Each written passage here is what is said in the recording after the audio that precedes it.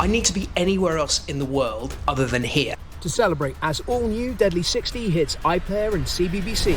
These are my top 5 encounters with the king. No, not Elvis. The biggest, largest, longest venomous snake in the world, the king cobra.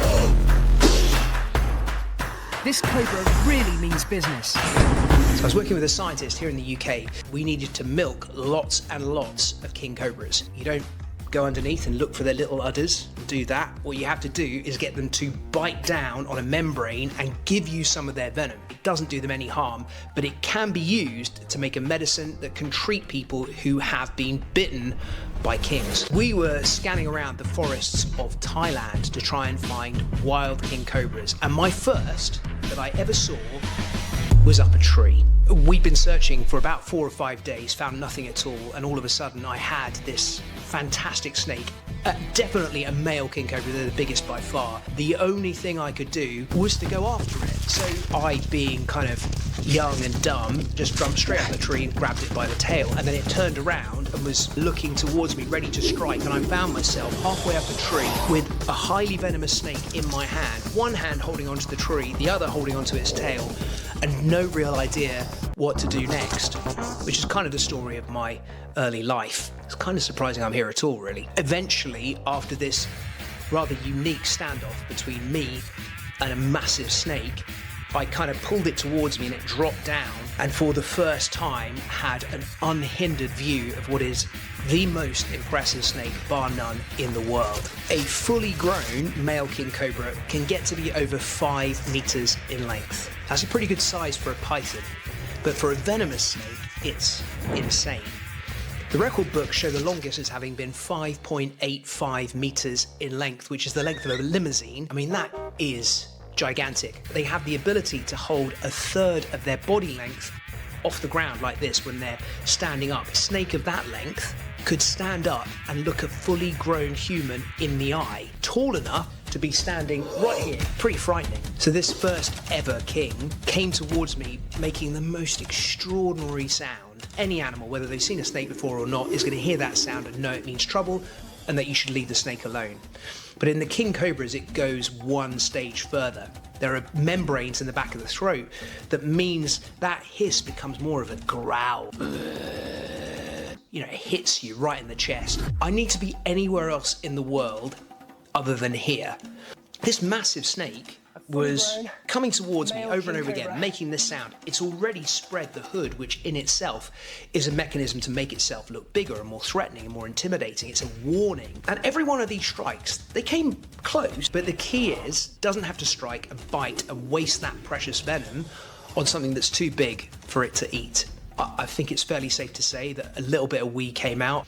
They have active cytotoxins, which work on the cells, neurotoxins, which work on your nervous system, cardiotoxins, which go to your heart, and in the worst case, 15 minutes and you could be dead. My next most impressive encounter, I think, would be seeing these snakes doing what they do best, feeding. There's lots of different snakes that eat other snakes that are called king snakes, or the king cobra. It munches down a whole array of different snakes, including highly venomous ones. But I never thought I'd actually get to see that in the wild. I was working with some really good friends of mine at the Bali Reptile Rescue. If there's a snake in trouble, he gets a call, so it's always exciting when he's around. They live in this incredible part of the world, Bali, where animals as a whole are very much revered and taken care of. That's not the case throughout Indonesia. Snakes aren't really tolerated, certainly not like they are in Bali. In Bali, you can go into cave systems where the roofs are just hung full of bats and reticulated pythons coming to hunt them at the side of the cave. It's really impressive. And if a king cobra is to wander into someone's rice paddies or close to their houses, Bali Reptile Rescue get a call. Getting our first call for a wild king was, it was just off the charts. We caught it in the act of eating another snake, which was just wild. I mean, this other snake must have been 2 meters long, but to the king, it was nothing. It completely overpowered it, smashed it from side to side, injected it with a whole bunch of venom, and then was just sucking it down like a noodle. Unbelievable. It just completely blow your mind. One of the other really, really cool things that we found there was in a bamboo thicket in the middle of Bali was babies, hatchlings. These teeny tiny little danger noodles are miniature representations of the adults. They have very vibrant striping patterning running all the way down their length. It's something you have to be incredibly cautious and careful with though, because their venom is just as potent as that of the adults. And even though they're not going to have very much of it, there'd probably be enough to give you a very, very bad day. But I would argue the closest thing to cute you could ever find from a venomous snake. I don't know, what do you think? I mean, I look at this and just think that that is adorable. I understand that there's probably a lot of people out there who aren't into snakes who may think I'm completely mad. I mean, he actually put a king cobra's head in his mouth. So next up, we were heading to the northeast of Thailand. And again, we hooked up with a rather remarkable guy who has an absurd collection of snakes. Veteran snake boxer Bao Li Chai has dozens of dangerous pets and has been bitten no less than 19 times. The language barrier was a little bit hard to get around. I don't honestly think that he understood a word I was saying, and I have to say I didn't understand what he was saying either. He also had a kind of limit for interacting with snakes that I've not seen before. I mean, he actually put a king cobra's head in his mouth. We didn't ask him to, he just stuck this cobra's head in his mouth, which was I think we're losing something in translation a here. little bit odd, if I'm honest. And then we got to meet the biggest, baddest king I've ever seen. Those giant strikes towards you and that huge performance that the snake puts on to scare you, to intimidate you, to get rid of you. It's one of the reasons why you have to give them an immense amount of respect. Even when you get them up close and personal and they've got nowhere to go and they feel cornered, they still don't want to hurt you. They just want to get away. In at 5 would be my most recent encounter from the latest series of Deadly 60. Before we even turned up in Bali, I'd had a call from Agus saying, we know that there is a female on a nest in a plantation not too far away from us. Oh my gosh, if this happens, this is going to be the coolest thing I've ever seen, but there's just no way. There's just no way we're going to turn up and she's going to be on the nest. That's never going to happen. I could never get that lucky. Oh my gosh, she is absolutely there.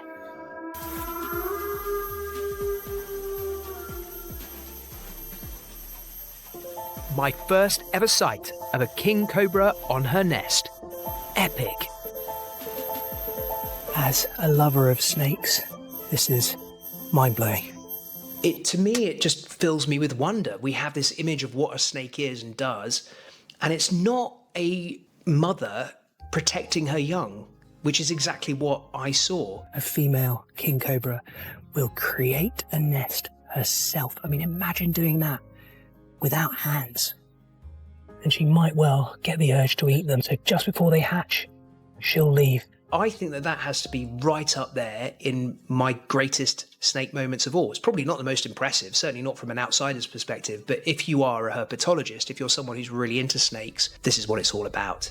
The experience culminated with the release of a huge king that had been taken in by Bali Reptile Rescue, and that took place outside the most dramatic location you could ever find, a stunning Hindu temple in this beautiful, beautiful area of Bali. And then after we had the privilege of coming face to face with this giant, super impressive snake, the daddy of all of the serpents, we let it go, and hopefully it will live out its life safe in what is it's one of my favorite places. I absolutely love it there. So that is my top 5 king cobra encounters. There's going to be lots more where that came from. I'd love it if you would like and subscribe for lots more snake nerdery.